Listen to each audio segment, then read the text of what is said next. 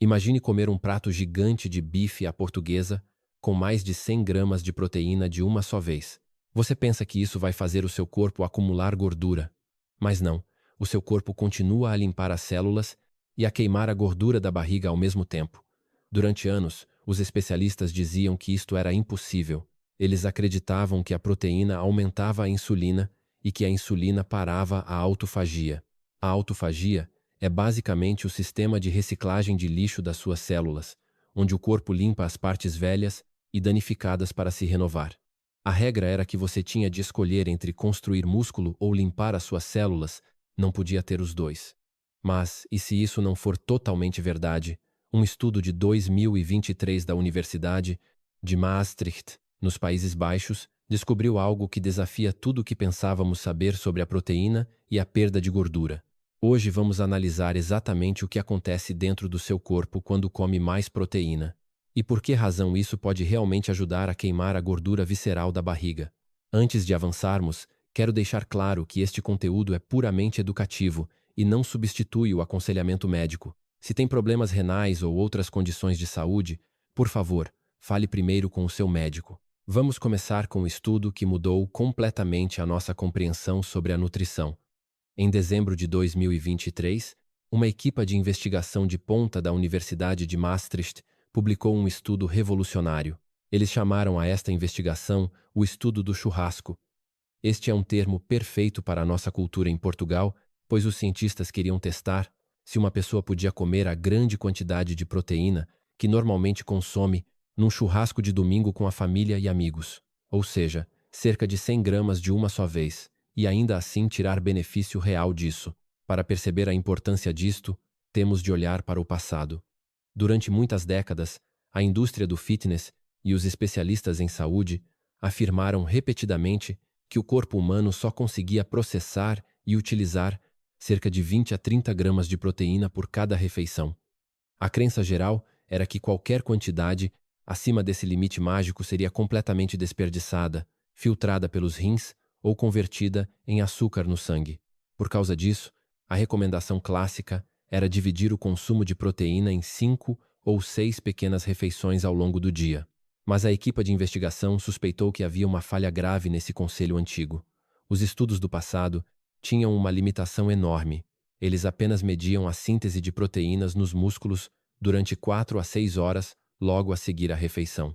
Os investigadores pensaram que talvez a ciência estivesse simplesmente a parar de observar cedo demais. Para provar esta teoria, utilizaram uma tecnologia médica muito avançada chamada rastreamento de isótopos. Esta tecnologia funciona como um GPS microscópico que permite aos cientistas ver exatamente o caminho e o destino final de cada aminoácido dentro do corpo humano em tempo real. Com esta ferramenta poderosa, eles acompanharam os participantes durante 12 horas ininterruptas. O estudo comparou dois grupos distintos logo após um treino de resistência de corpo inteiro. Um grupo ingeriu 25 gramas de proteína e o outro ingeriu as tais 100 gramas. Os resultados finais foram absolutamente impressionantes. O grupo que consumiu 100 gramas não construiu apenas um pouco mais de massa muscular. Eles continuaram ativamente a construir músculo durante mais de 12 horas seguidas, mostrando taxas de crescimento muscular 30% mais elevadas do que o grupo que consumiu apenas 25 gramas.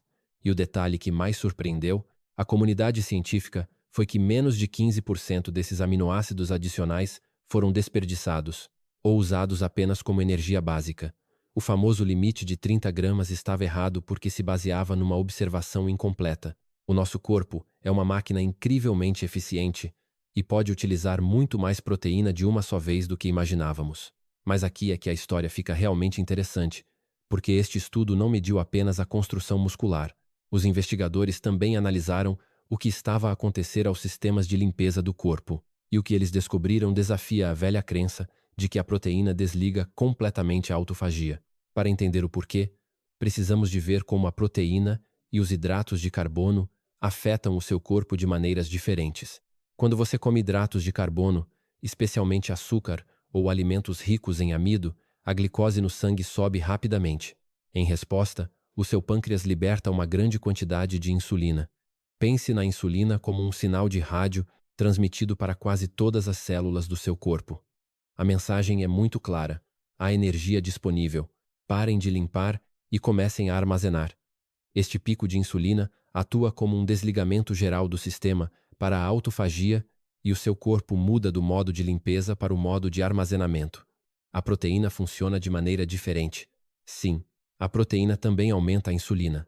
Mas aqui está o que a maioria das pessoas não percebe. A proteína aumenta a insulina em cerca de metade do valor dos hidratos de carbono com as mesmas calorias. Mais importante ainda, a proteína ativa sensores específicos nas suas células e não um sinal de rádio para todo o corpo.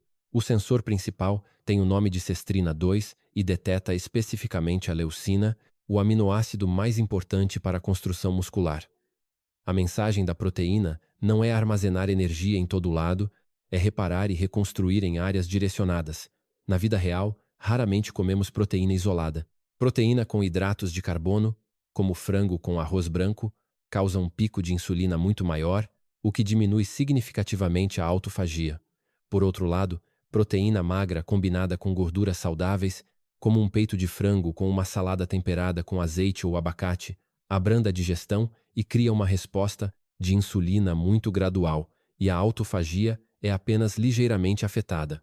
É aqui que entra o que os investigadores chamam de efeito da esponja muscular. Depois de digerir a proteína, os aminoácidos entram na corrente sanguínea. Se os seus músculos estiverem com fome de aminoácidos, eles conseguem absorver esses nutrientes muito rapidamente, exatamente como uma esponja seca que é atirada para dentro de água. Quando os seus músculos absorvem os aminoácidos tão rápido, o seu sangue não fica inundado com nutrientes. O seu fígado e o seu tecido adiposo não recebem um sinal forte de nutrientes e por isso podem continuar os seus processos normais de limpeza. Mas para esta esponja funcionar perfeitamente, precisamos de 3 condições específicas. A primeira e mais importante é o exercício físico, mais concretamente, o treino de resistência. Levantar pesos cria pequenas microroturas nos músculos que vão precisar de aminoácidos urgentes para reparar o dano. A segunda condição é estar em jejum, pois após 12 a 16 horas, sem comer, os músculos estão esgotados e prontos para absorver nutrientes. A terceira condição é ter níveis baixos de insulina no momento da refeição. Combinar estas 3 coisas transforma os seus músculos na esponja perfeita, mas as coisas tornam-se mais complexas porque este processo não funciona da mesma forma para toda a gente. Vamos analisar o que acontece em 3 grupos diferentes de pessoas: aquelas com um peso saudável, as que têm excesso de gordura corporal e os adultos mais velhos. Para as pessoas com um peso saudável ou que são magras, a situação biológica é muito favorável. A sensibilidade à insulina é excelente, o que significa que as células respondem eficientemente aos sinais, a autofagia funciona normalmente e os músculos respondem muito bem à ingestão de proteína. Quando alguém deste grupo come uma refeição rica em proteína, a esponja muscular funciona na perfeição. Os músculos absorvem rapidamente os aminoácidos e a limpeza celular continua no fígado e no tecido adiposo. Para este grupo, a investigação recomenda comer entre 1,6 e 2,2 gramas de proteína por quilograma de peso corporal por dia. Para as pessoas que têm excesso de peso ou obesidade, a situação exige mais atenção. A gordura visceral que envolve os órgãos internos não é apenas um armazenamento passivo. Ela é metabolicamente ativa e liberta substâncias químicas inflamatórias, como o fator de necrose tumoral alfa e a interleucina 6, diretamente na corrente sanguínea.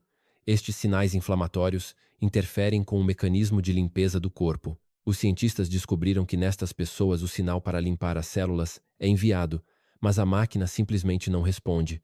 Imagine um carro numa manhã gelada de inverno. Você roda a chave, o motor de arranque faz barulho, mas o carro não pega. É exatamente isso que acontece com a autofagia em alguém com excesso de gordura visceral. A ignição está lá, mas o sistema está completamente bloqueado pela inflamação. Quando alguém neste grupo consome muita proteína, a esponja muscular pode não funcionar tão bem devido à resistência à insulina. No entanto, a proteína continua a oferecer grandes benefícios para este grupo através de mecanismos diferentes, como o efeito térmico e a redução da fome que ajuda na perda de peso com um pequeno déficit calórico. Para os adultos mais velhos, e sabemos que em Portugal temos uma população cada vez mais envelhecida, há outro fator crucial a considerar chamado resistência anabólica. À medida que envelhecemos, os nossos músculos tornam-se menos responsivos aos sinais que desencadeiam a construção muscular. É como se o volume do sinal de rádio tivesse sido baixado e você precisa de uma mensagem muito mais alta e forte para obter a mesma resposta do corpo. Enquanto os jovens conseguem maximizar a síntese de proteínas com cerca de 20 gramas, os adultos com mais de 50 anos precisam de cerca de 40 gramas de proteína, contendo 3 ou mais gramas de leucina para alcançar exatamente o mesmo efeito. É fundamental que os nossos adultos mais velhos comam proteína suficiente para manter a massa muscular e a sua independência. Para eles, a recomendação é distribuir a proteína por 3 ou 4 refeições diárias, priorizando sempre fontes ricas em leucina como a carne, o peixe e os ovos. Mas há outra peça neste puzzle que a maioria das pessoas ignora completamente. A proteína não serve apenas para construir músculos, ela também ajuda a queimar mais calorias simplesmente pelo ato de a comer. A isto chamamos o efeito térmico dos alimentos. Quando você come, o seu corpo gasta energia para digerir, absorver e processar todos os nutrientes. A proteína tem um efeito térmico de 20 a 30%. Isto significa que o seu corpo queima 20 a 30% das calorias da própria proteína apenas no processo de digestão. Para ter uma ideia mais clara, os hidratos de carbono têm um efeito térmico de apenas 5 a 10%, e a gordura tem um efeito quase nulo, de 0 a 3%. Se comer 1000 calorias de proteína, o seu corpo fica apenas com cerca de 700 calorias utilizáveis. Para entender a ciência por trás disto, temos de olhar para um processo chamado desaminação. As cadeias de aminoácidos são moléculas extremamente complexas. O seu fígado e os seus rins têm de trabalhar intensamente para quebrar as ligações peptídicas e remover o nitrogênio para que possa ser excretado com segurança. Todo este trabalho árduo consome muita energia, o que explica por que razão aumentar o consumo de proteína pode queimar automaticamente 50 a 100 calorias extras por dia. Mas a proteína tem outro superpoder na perda de gordura que não tem nada a ver com calorias. Trata-se do controle da fome. A força de vontade humana tem limites, mas as hormonas não. Quando a proteína chega ao seu sistema digestivo, ela estimula a libertação de duas hormonas cruciais, conhecidas como hormona GLP-1 e hormona PYY. A hormona GLP-1 abranda a digestão e faz com que se sinta cheio durante muito mais tempo. É um facto fascinante que os medicamentos modernos para perda de peso, como o Ozempic, funcionam exatamente por imitar os efeitos desta mesma hormona GLP-1. No entanto, o seu corpo é perfeitamente capaz de produzir esta hormona de forma natural em resposta à ingestão de alimentos ricos em proteína. A outra hormona, a hormona PY, envia sinais diretos ao seu cérebro para dizer que você já comeu o suficiente, reduzindo drasticamente os desejos por doces. Quando os seus níveis destas hormonas estão altos, você come menos na refeição seguinte sem precisar de lutar contra a sua própria mente. Mas sejamos honestos sobre uma realidade muito dura. A proteína é uma ferramenta poderosa, mas não é uma cura milagrosa. Se comer calorias a mais, vai ganhar peso na mesma, mesmo que todas essas calorias venham da proteína. As leis do equilíbrio energético ainda se aplicam. A proteína oferece uma grande vantagem na matemática, mas não oferece um passe livre para comer comida ilimitada. É preciso também ter algum cuidado. Se tem doença crônica nos rins, um alto consumo de proteína cria um trabalho extra para os seus órgãos. Por isso, consulte o seu médico. E aqui vai um detalhe vital que muitos esquecem. Quando aumenta a ingestão de proteína, é absolutamente essencial beber muita água. Os seus rins precisam de água abundante para processar e excretar o nitrogênio dos aminoácidos de forma segura. Vou dar um exemplo prático de um dia rico em proteína para alguém em Portugal que quer consumir cerca de 120 a 140 gramas. Para a primeira refeição do dia, pode comer 3 ovos inteiros e 100 gramas de iogurte grego. Para o almoço, 150 gramas de peito de frango grelhado com uma salada farta, muito bem temperada com azeite virgem extra e vegetais. Para o jantar, experimente 150 gramas de bacalhau fresco ou salmão, acompanhado de uma porção de quinoa. E para um lanche, pode optar por um batido de 30 gramas de proteína whey ou queijo fresco. Para terminar, vamos juntar todas as peças. A velha crença de que a proteína destrói a autofagia e para a queima de gordura está incompleta.